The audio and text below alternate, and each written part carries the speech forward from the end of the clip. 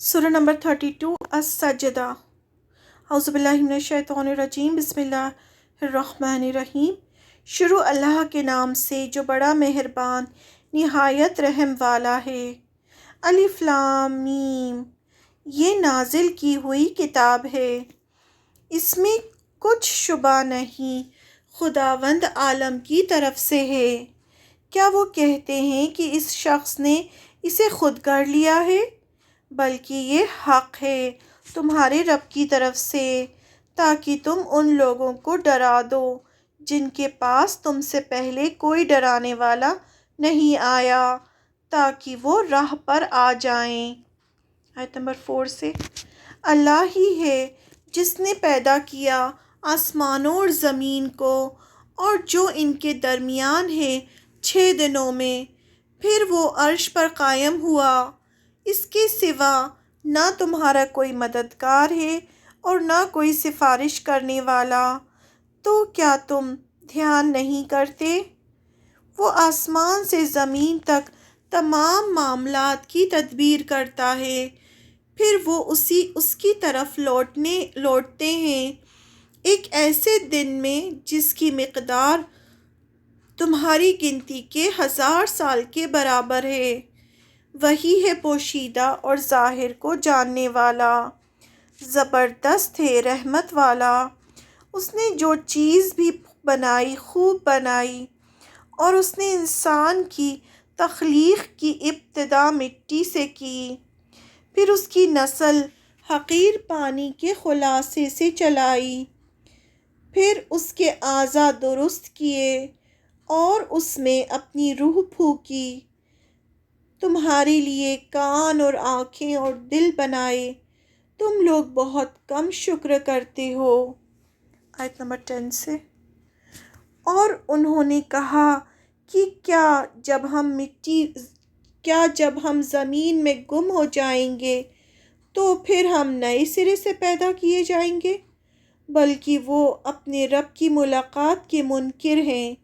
کہو کہ موت کا فرشتہ تمہاری جان قبض کرتا ہے جو تم پر مقرر کیا گیا ہے، پھر تم اپنے رب کی طرف لوٹائے جاؤ گے، اور کاش تم دیکھو جبکہ یہ مجرم لوگ اپنے رب کے سامنے سر جھکائے ہوں گے۔ اے ہمارے رب، ہم نے دیکھ لیا اور ہم نے سن لیا، تو ہمیں واپس بھیج دے کہ ہم نیک کام کریں۔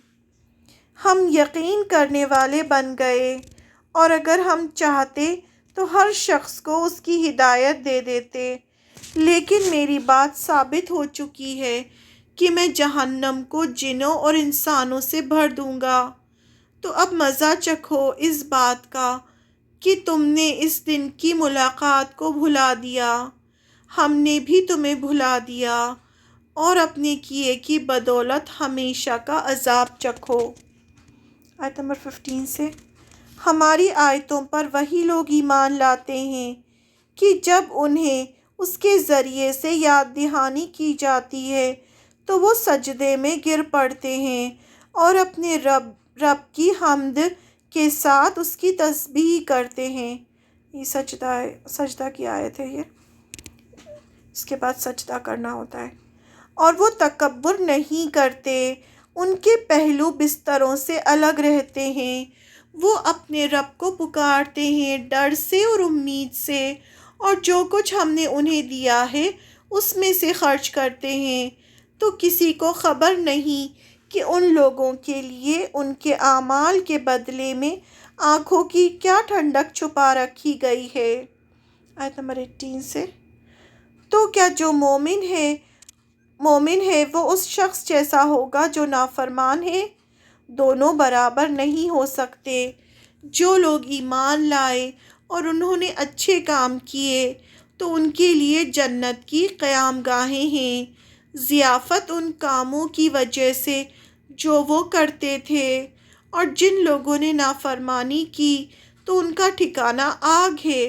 وہ لوگ جب اس سے نکلنا چاہیں گے تو پھر اسی میں دھکیل دیے جائیں گے، اور ان سے کہا جائے گا کہ آگ کا عذاب چکھو جسے تم جھٹلاتے تھے۔ اور ہم انہیں بڑے عذاب سے پہلے قریب کا عذاب چکھائیں گے، شاید کہ وہ باز آ جائیں۔ اور اس شخص سے زیادہ ظالم کون ہوگا جسے اپنے رب کی آیتوں کے ذریعے نصیحت کی جائے پھر وہ ان سے منہ موڑے۔ ہم ایسے مجرموں سے ضرور بدلہ لیں گے۔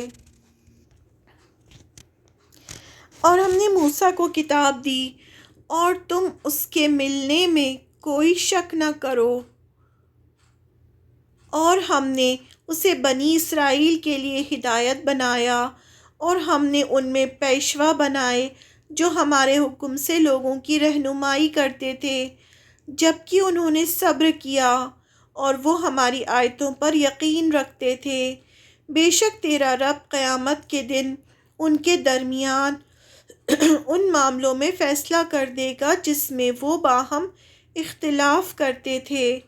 کیا ان کے لیے یہ چیز ہدایت دینے والی نہ بنی کہ ان سے پہلے ہم نے کتنی قوموں کو ہلاک کر دیا جن کی بستیوں میں یہ لوگ آتے جاتے ہیں؟ بے شک اس میں نشانیاں ہیں، کیا یہ لوگ سنتے نہیں؟ آیت نمبر 27 سے کیا انہوں نے نہیں دیکھا کہ ہم پانی کو چٹیل زمین کی طرف ہانک کر لے جاتے ہیں، پھر ہم اس سے کھیتی نکالتے ہیں جس سے ان کی چوپائے کھاتے ہیں اور وہ خود بھی، پھر کیا وہ دیکھتے نہیں؟ اور وہ کہتے ہیں کہ یہ فیصلہ کب ہوگا اگر تم سچے ہو، یعنی قیامت کب آئے گی؟ آپ صلی اللہ علیہ وسلم سے پوچھتے تھے۔ کہو کہ فیصلے کے دن ان لوگوں کا ایمان نفع نہ دے گا جنہوں نے انکار کیا، اور نہ انہیں مہلت دی جائے گی، تو ان سے دور رہو اور انتظار کرو، یہ بھی منتظر ہیں۔